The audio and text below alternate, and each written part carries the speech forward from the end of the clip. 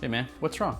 Wait, what do you mean? How do you know something's wrong? Well, I mean, you're sitting here with this dark, dramatic color grade. I figure, something's gotta be going on. Are you sad, upset? Dude, what the hell are you talking about? Color grade? Dude, this is real life. You know what? Let's turn that frown upside down with a quick LUT here.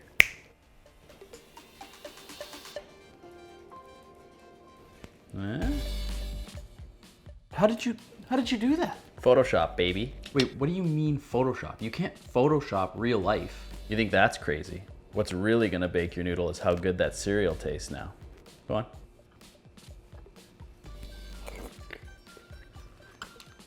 Oh my God, dude, this is incredible. You gotta teach me how to do this. You can make your own LUTs in Photoshop and it's way too easy. Let's get this tutorial started. I noticed that reference to the Matrix you made earlier. Can you actually make it look like the Matrix? Oh, unreal.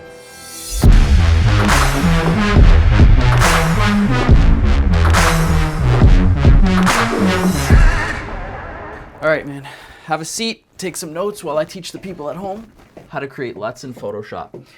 Ladies and gentlemen, we're creating LUTs using Photoshop, and let me tell you, it is so easy, it'll blow your mind. You'll think, why have I not been doing this before? If you're someone like me who prefers editing the colors in photos versus in video, you are gonna love this. It's so quick and so simple. I'm gonna stop wasting time and let's get right into it. Okay, so the first thing you're gonna wanna do is import your sample photo, sample footage, screenshot, whatever it is, into Photoshop.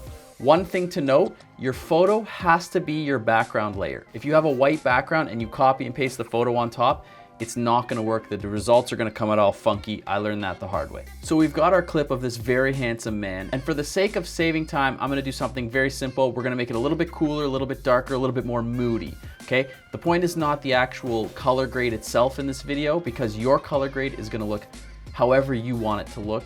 It's the exporting that you guys are learning. So to keep things quick and simple, what we're gonna do is we're gonna go in, add a hue saturation, desaturate the photo just a little bit, lighten it up a tiny bit so you can see my face, add a bit of a curve to make it more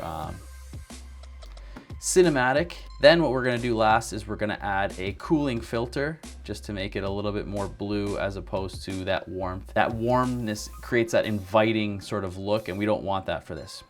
Okay, for the sake of the example, we're happy with this. It's simple enough. All we have to do is watch this. It's gonna blow your mind. When I found out about this, blew my mind. I don't know how I'm doing this tutorial without a mind. Okay, File, Export, Color Lookup Tables. LUT Lookup Table, that's what it is. You can add a description here, let's say moody blue, okay? Grid points, 32 medium. Formats, whatever you want. Cube 3DL work in Premiere, and so that's what I'm exporting. Click OK. Find your save location. We'll save it. And here's the fun part, importing it into Premiere. It's like magic, folks. We're in Premiere now. I've added an adjustment layer. That's a preference. I don't usually like to apply LUTs directly to the footage.